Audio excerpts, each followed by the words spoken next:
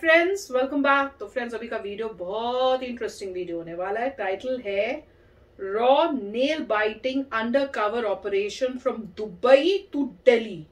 अरे वाह, चलो देखते हैं।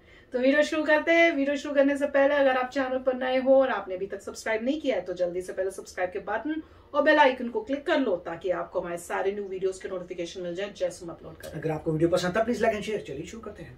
नमस्कार, जय मां भारती। दोस्तों, अगर आपको ये कंटेंट पसंद आ रहा है तो वीडियोस को लाइक कीजिए, शेयर कीजिए और चैनल को सब्सक्राइब जरूर कीजिएगा। सब्सक्राइब करने के बाद बेल आइकन भी जरूर दबाइएगा जिससे कि आपको भविष्य में आने वाले एपिसोड्स का नोटिफिकेशन मिल सके।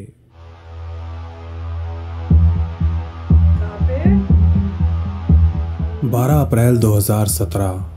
आज के इस दिन आईएस अफगानिस्तान की सारी लीडरशिप कंधार के एक सेफ हाउस में एक साथ इकट्ठा हुई है। थोड़ी देर बाद इनके बीच एक अत्यंत महत्वपूर्ण मीटिंग शुरू होने वाली है। मीटिंग जिसमें केवल एक ही विषय पर चर्चा की जाएगी, भारत के अंदर बारूद की होली खेलना।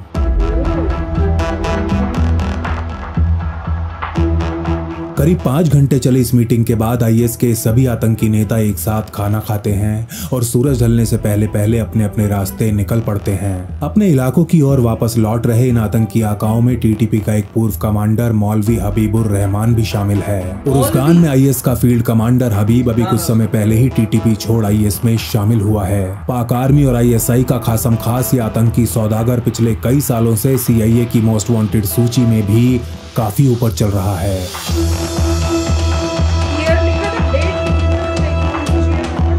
हबीब के साथ उसकी पचेरों में कुल 5 लोग सवार हैं और इनमें से एक का नाम है शाहिद मोमिनुल्लाह। हबीब के बाकी साथियों के उलट शाहिद एक पढ़ा लिखा पाकिस्तानी है। 3 साल पहले उसका चचेरा भाई उसे हबीब के पास लेकर आया था और वो तब से ही उसके अकाउंट्स हैंडल करने का काम कर रहा है। शाहिद की मेहनत, लगन और उसके पैसे बनाने के नए नए आइडियाज के चलते वो बहुत कम समय में हबीब के काफी करीब आ गया था। बहुत जल्द उसका सबसे विश्वसनीय नौकर बन गया था। 12 अगस्त की रात उरुज़गान वापस पहुंचने के बाद शाहिद और हबीब थोड़ी देर अपने अफीम के बिजनेस के ऊपर कुछ बातें करते हैं और फिर सोने के लिए अपने अपने कमरे में चले जाते हैं।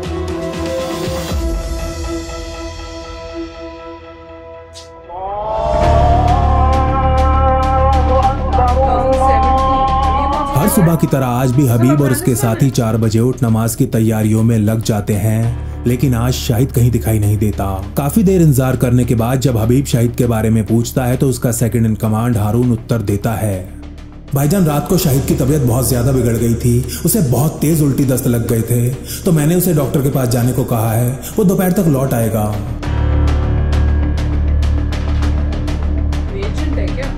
सुबह के लगभग 10 बजे शाहिद की बस दक्षिणी अफगानिस्तान में स्थित कंधार शहर पहुंच चुकी होती है और वो बस से नीचे उतर टमटम में सवार हो आइनो रोड के लिए निकल जाता है। टमटम से उतरने के बाद वो थोड़ी दूर पैदल चलता है और फिर एक क्लिनिक के बाहर जाकर खड़ा हो जाता है। थोड़ी देर इस क्लिनिक पर नजर बनाए रखने के बाद जब उसे लगने लगता है कि अब अंदर कोई पेशेंट नहीं है तो वो क्लिनिक के अंदर प्रवेश कर जाता है।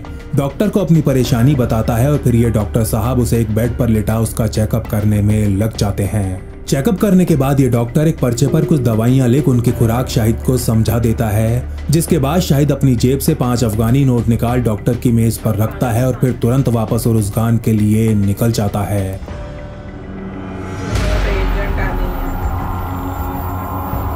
शाहिद के जाने के कुछ देर बाद ये डॉक्टर अपना क्लिनिक बंद करता है और पैदल ही अपने घर की ओर निकल पड़ता है। घर पहुंचने के बाद ये डॉक्टर अपनी जेब से वो 5 नोट निकाल बड़ी सावधानी से एक टेबल के ऊपर बिछा देता है। टेबल के ऊपर रखा एक लैंप ऑन करता है और फिर जैसे ही ड्रॉअर से एक मैग्नीफाइंग ग्लास निकाल इन नोट्स के ऊपर फिराता है तो उसकी आंखों के सामने पेंसिल से लिखे छोटे छोटे से अक्षर उभरने लगते हैं। इन नोट्स के ऊपर लिखे इन अक्षरों को ये डॉक्टर एक प्लेन कागज के ऊपर उतार लेता है। पहली नजर में किसी भी व्यक्ति को ये अक्षर फारसी भाषा में लिखे रैंडम से शब्द लगते, लेकिन असल में ये एक कोडेड मैसेज था। लगभग आधे घंटे मेहनत करने के बाद ये डॉक्टर इस कोड को डिसाइफर कर लेता है। कैपिटल में इस साल सीरियल मैच खेलने का प्लान है। खिलाड़ी कैपिटल या आसपास किसी इंजीनियरिंग कॉलेज में एडमिशन ले चुका है। इंडिया में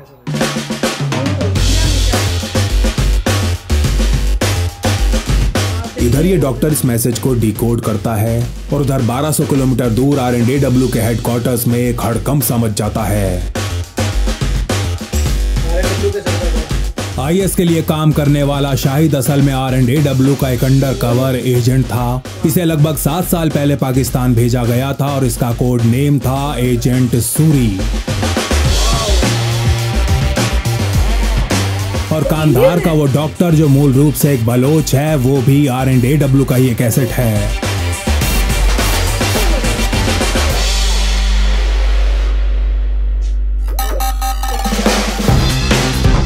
एजेंट सूरी द्वारा दी गई इस इंटेलिजेंस के अनुसार IS दिल्ली में सीरियल धमाके करवाने का प्लान बना चुका था और इस शैतानी प्लान को अंजाम देने के लिए उसका एक अत्यंत खूंखार आतंकी इंजीनियरिंग स्टूडेंट के भेष में दिल्ली पहुंच चुका था। दिल्ली NCR में 300 से ज्यादा इंजीनियरिंग कॉलेजेस हैं जिनमें हर साल हजारों अफगान छात्र पढ़ने आते हैं। RNDW जानती थी कि IS का वो स्लीपर आतंकी इनमें से किसी भी कॉलेज में हो सकता है, लेकिन प्रश्न ये था कि वो कौन है और क्या योजना बना रहा है, वो धमाके कब करेगा, कैसे करेगा और सबसे जरूरी बात कहां करेगा। क्या समय रहते उसका पता लगा लिया जाएगा? इससे पहले कि वो दिल्ली का दिल दहला सके, क्या उसके चेहरे से पर्दा उठ भी पाएगा? भेड़ की खाल में छिपे इस भेड़िए को बेनकाब करने के लिए RNDW के कुछ सरफिरे ऑफिसर्स एक अत्यंत गुप्त ऑपरेशन को लॉन्च कर देते हैं। देश की धरती पर किया जाने वाला एक अंडरकवर मिशन जिसे नाम दिया जाता है ऑपरेशन विद्यार्थी।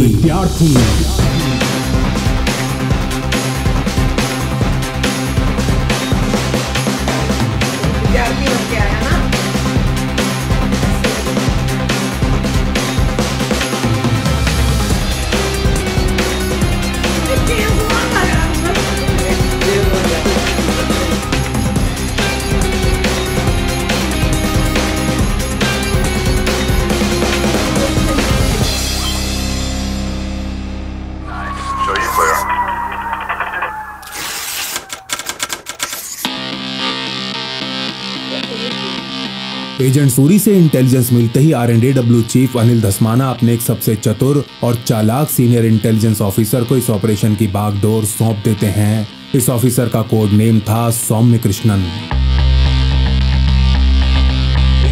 एंटी टेरर ऑपरेशंस में महारत रखने वाले कृष्णन पाकिस्तान के KPK में पूरे 3 साल अंडरकवर बिता चुके थे और बिल्कुल चुपचाप साइलेंट तरीके से कोवर्ट मिशंस को अंजाम देने में उनका कोई सानी नहीं था।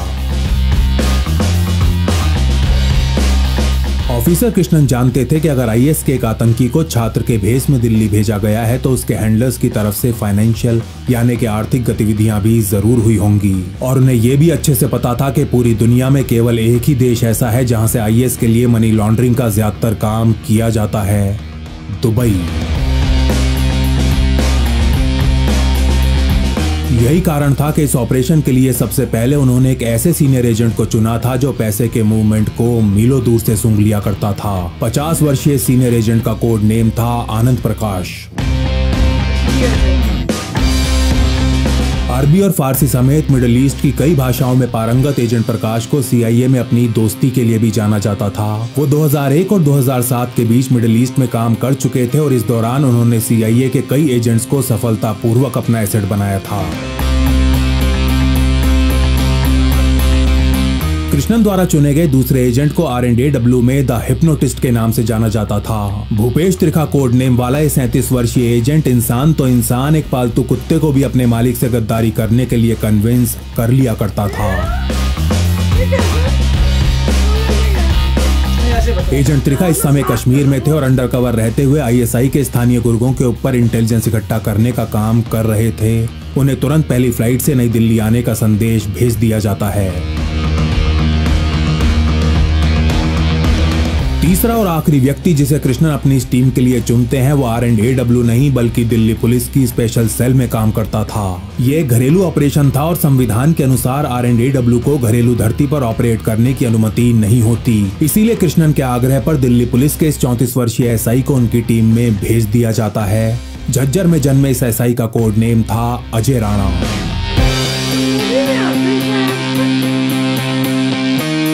अफगानिस्तान से दिल्ली आए आतंक के उस बहरूपिये को ढूंढने के लिए RNAW की टीम तैयार हो चुकी थी। टीम जिसका केवल एक ही उद्देश्य था, किसी भी कीमत पर देश की राजधानी की रक्षा करना।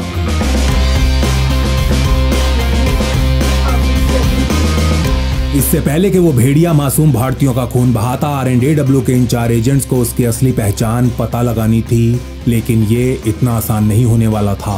इस समय दिल्ली NCR के अलग अलग इंजीनियरिंग कॉलेजेस में कुल 8 से 10 हजार अफगान छात्र पढ़ाई कर रहे थे और कहना असंभव था कि IS का वो अंडरकवर आतंकी IIT जैसे किसी प्रतिष्ठित संस्थान में पढ़ रहा है या फिर गाजियाबाद के किसी 4 कमरों वाले कॉलेज में।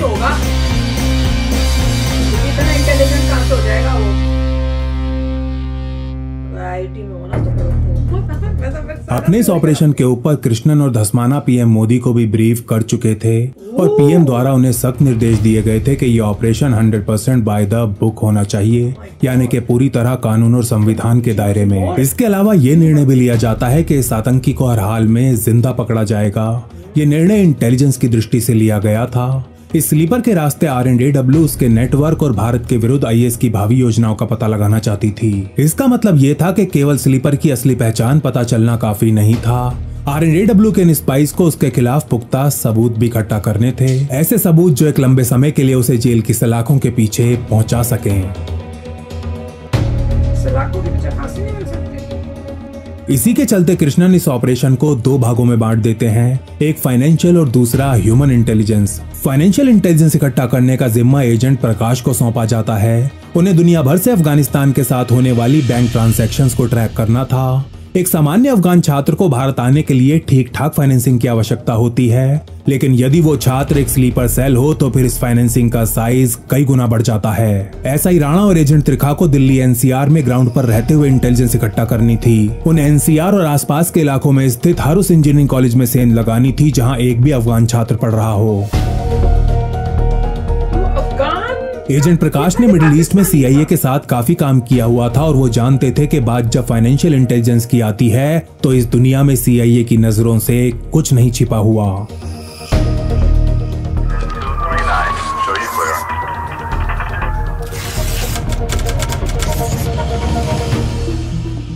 ग्यारह सितंबर 2001 के दिन हुए ट्विन टावर हमले ने अमेरिका के साथ साथ पूरी दुनिया को हिलाकर रख दिया था। ये CIA का आज तक का सबसे बड़ा इंटेलिजेंस फेलियर था और अंतर्राष्ट्रीय इंटेलिजेंस कम्युनिटी जानती थी कि उनकी सीक्रेट दुनिया अब हमेशा हमेशा के लिए बदलने वाली है। सितंबर 2001 के कुछ महीने बाद जॉर्ज बुश CIA को एक सबसे गुप्त और संवेदनशील प्रोग्राम लॉन्च करने की अनुमति दे देते हैं, प्रोग्राम जिसका नाम था TFTP।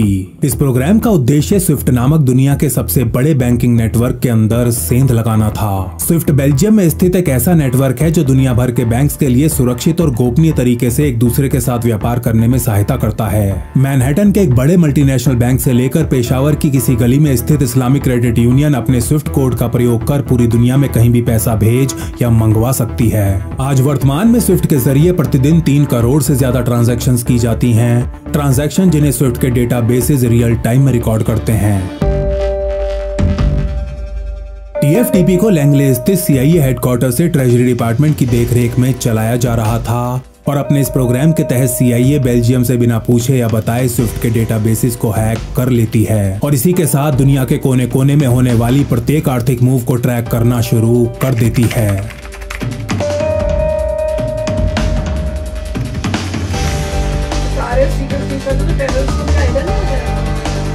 TFTP द्वारा इकट्ठा की जा रही ये इंटेलिजेंस अद्वितीय श्रेणी की बहुमूल्य इंटेलिजेंस थी, इसीलिए CIA इसे अत्यंत सावधानी के साथ फूंक फूंक कर इस्तेमाल कर रही थी। अपने इस प्रोग्राम का प्रयोग कर CIA ने दुनिया भर में कई सफल ऑपरेशंस को अंजाम दिया, जैसे कि थाईलैंड में किया गया वो ऑपरेशन जिसमें रिदवान इसामुद्दीन उर्फ हम्बाली को कैप्चर किया गया था।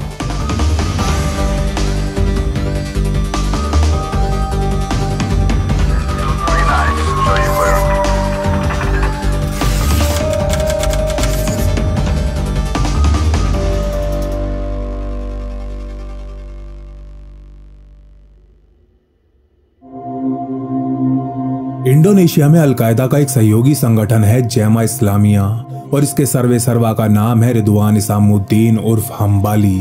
एक अत्यंत क्रूर आतंकी सरगना जिसे साउथ ईस्ट एशिया का ओबीएल कहा जाता था। अफगानिस्तान में ओबीएल के साथ मिल सोवियत यूनियन से लड़ने के बाद हम्बाली ने सऊदी अरब की फंडिंग से एशिया की सबसे बड़ी और निर्मम आतंकी सेना खड़ी कर ली थी। 12 अक्टूबर 2002 की रात हम्बाली की यही सेना इंडोनेशिया के एकमात्र हिंदू बहुल शहर बाली में सीरियल धमाके करती है। धमाके जो पश्चिमी इंटेलिजेंस एजेंसीज को 9/11 की याद दिला देते हैं। रात के 11:05 पर शुरू हुए आतंक के इस तांडव में कुल 202 लोग मारे गए थे और लगभग इतने ही घायल हुए थे। मारे जाने वाले इन लोगों में ऑस्ट्रेलिया के 88 नागरिक, इंडोनेशिया के 38, ब्रिटेन के 23 और बाकी स्थानीय हिंदू शामिल थे। हम्बाली के आतंकियों द्वारा कुल 6 धमाके किए गए थे, जिनमें से 5 ने नाइट क्लब्स को निशाना बनाया था, जबकि एक छोटी तीव्रता वाला धमाका अमेरिकन कॉन्सुलेट के बाहर किया गया था। इस घटना के तुरंत बाद हम्बाली CIA की मोस्ट वांटेड सूची में दूसरे नंबर पर आ गया था।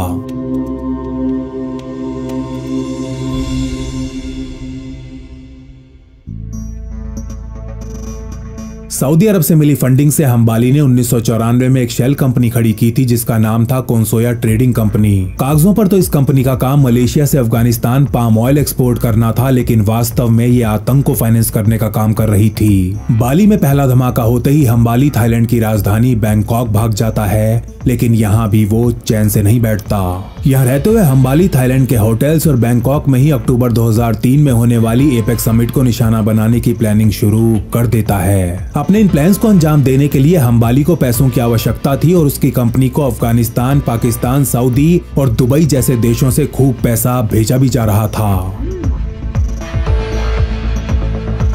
इस समय तक CIA स्विफ्ट के करोड़ों ट्रांजैक्शंस को पूरी तरह मॉनिटर करना शुरू कर चुकी थी और अब वो बिना कोई समय गवाए हम्बाली की कंपनी द्वारा की जाने वाली सभी ट्रांजैक्शंस को भी ट्रैक करना शुरू कर देती है।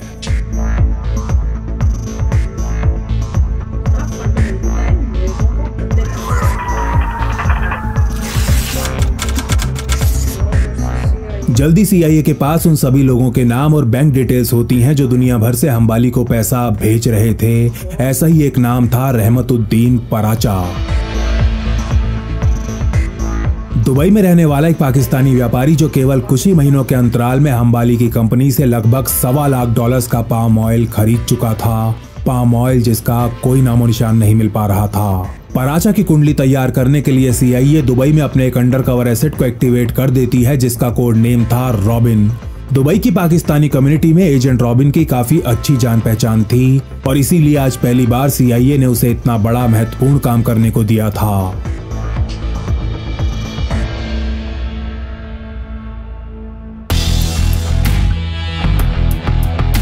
कोई 1 महीने बाद रॉबिन अपने स्थानीय CIA हैंडलर एजेंट सिग्नोर को फोन करके बताता है कि उसने पराचा के ऊपर इंटेलिजेंस इकट्ठा कर ली है। ये सुन खुशी से फूल चुका ये CIA हैंडलर उसे अगले दिन शाम के ठीक 4 बजे अरेबियन टी हाउस में आने को कहता है।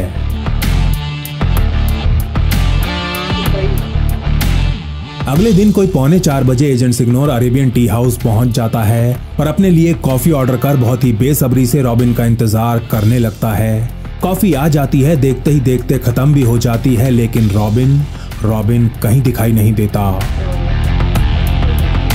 घड़ी की सुइयां 4:30 के पार जा चुकी थी और रॉबिन के इंतजार में उतावला हो रहा एजेंट सिग्नोर एक बार फिर वेटर को बुला जैसे ही अपने लिए एक और कॉफी ऑर्डर करता है, उसके पीछे से एक आवाज आती है, भाई साहब कॉफी नहीं, चाय ऑर्डर कीजिए, चाय। ये सुन जैसे ही सिग्नोर पीछे मुड़ता है तो उसके सामने खड़ा एक आदमी अपना हाथ आगे बढ़ाते हुए कहता है, hello mister Signor, my name is Prakash, Anand प्रकाश।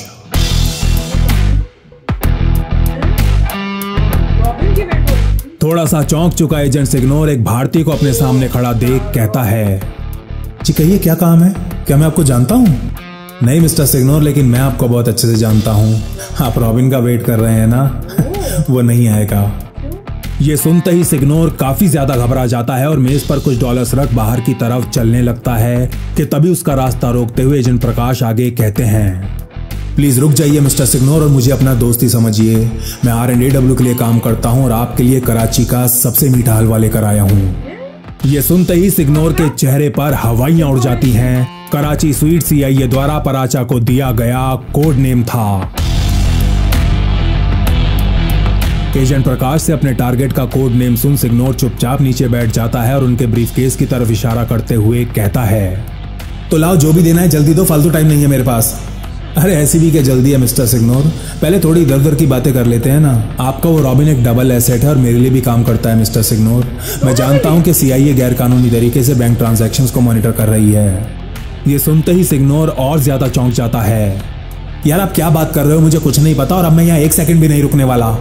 गुस्से से आग बबूला हो चुका सिग्नोर ये कहते हुए जैसे ही खड़ा होता है, एकदम शांत बैठे एजेंट प्रकाश उससे कहते हैं, मिस्टर सिग्नोर मैं आपको ब्लैकमेल नहीं कर रहा, मेरी जगह अगर आप होते तो अब तक मुझे कच्चा चबा गए होते।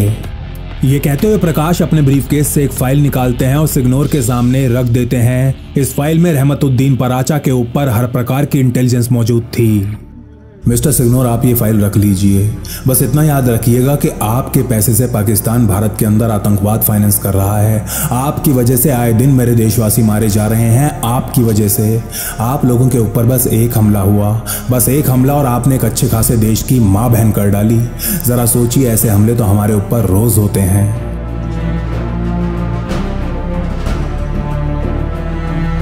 ये कहने के बाद एजेंट प्रकाश अपना ब्रीफकेस उठाते हैं और कुछ देर सिग्नोर को घूरने के बाद यहाँ से चले जाते हैं। फ्रेंड्स मुझे तो बड़ा मजा आ रहा है और मुझे लास्ट का ये जो पार्ट था ना, ये तो सबसे बेस्ट पार्ट लगा कि वहां पे वो रॉबिन की वेट हो रही है, CIA एजेंट कर रहा है और पीछे से आते हैं रॉ के एजेंट और वो कितने मतलब दिखाया कि एक स्टेप आगे है CIA से, कि उन्हें सब पता है कि CIA के कौन सा एजेंट है, उसका नाम क्या है और पूरी फाइल भी लेके आए हैं, सारी डिटेल्स का आप रख लो। और बहुत अच्छा बोला कि देखो आपके ऊपर एक अटैक हुआ तो आपने इतना कुछ मतलब उसको डिस्ट्रॉय करने के लिए आपने कितने ड्रास्टिकली स्टेप्स लिए। और हमारे इंडिया में हर रोज कोई ना कोई प्रॉब्लम ये पाकिस्तान से आती है टेररिस्ट की और हम उसको डील कर रहे हैं और फंडिंग आपसे आ रही है, मतलब चाहे इंटेंशनली और अनइंटेंशनली, और उसकी हम बात ही नहीं करेंगे, पर आ तो रही है ना फंडिंग। तो आप लोगों ने फंडिंग किया है और उसकी वजह से हमें प्रॉब्लम्स हो रही हैं और तुमको बोलते रहे हैं हम इंडियंस कि भाई पाकिस्तान जो है टेररिस्ट क्रिएट करता है, पर ये बिलीव ही नहीं करते थे। फिर अपने ऊपर हुआ तो रियलाइज हुआ कि हाँ भैया वाकई में टेररिस्ट जो है फंड हो रहे हैं और वहां से प्रॉब्लम्स क्रिएट हो रहे हैं, क्योंकि वहीं से उनको भी प्रॉब्लम अब फेस करनी पड़ रही है। पर जो लास्ट का था ना वो बड़ा ही कमाल का था कि भाई हम रॉ के एजेंट मिलजुल के काम करो, तुम अगेंस्ट जब तुम्हारा एनिमी सेम है तो इकट्ठे मिलके काम करके उसको डिस्ट्रॉय करो, तो वो मजेदार था। अब देखेंगे आगे क्या होता है। ये बहुत अच्छा है, बहुत अच्छी प्रेजेंटेशन है, बहुत अच्छी उन्होंने एक मतलब कहानी के रूप में बनाया है, इट्स वेरी नाइस। और मैंने पूछा भी था एक बार कि आप लोगों से कि इनको ये सब इंफॉर्मेशन कहाँ से मिलती है, बताओ भाई। एग्जैक्टली मतलब अरेबियन टी हाउस में गए और वहाँ पे कॉफी पी रहे हैं और वो उसको ये बोल रहा है, तो आप में से किसी ने कहा था कि एक बुक आती है, तो नॉर्मली ये बुक को स्टडी करते हैं, उसके ऊपर जो केस की बुक होती है उस बुक से मटेरियल लेके बनता है। तो इंफॉर्मेशन आ रही है, किसी ने कोई बुक पब्लिश की है या किसी ने कोई रिपोर्ट पब्लिश की है पब्लिक को, और ये बहुत अच्छा कार्य कर रहे हैं क्योंकि और जनता तो पढ़ती नहीं है। तो ये उस बुक को ले रहे हैं, उसको स्टडी कर रहे हैं और इस शेप से ला रहे हैं जिससे सभी लोगों को अवेयरनेस आ सके। तो वेरी नाइस, मजे आगे देखते क्या होता है। तो जल्दी से बंद करते हैं अभी का वीडियो, मिलते हैं नेक्स्ट वीडियो में बहुत ही जल्द। Till then take care and bye bye. तो अगर आप मेरे इस चैनल पे नए हो तो जल्दी से सब्सक्राइब के बटन को हिट करो और बेल आइकन को क्लिक करो ताकि आपको मेरा जब नया वीडियो मैं लगाऊं आपको उसके बारे में जल्दी से पता चल जाए।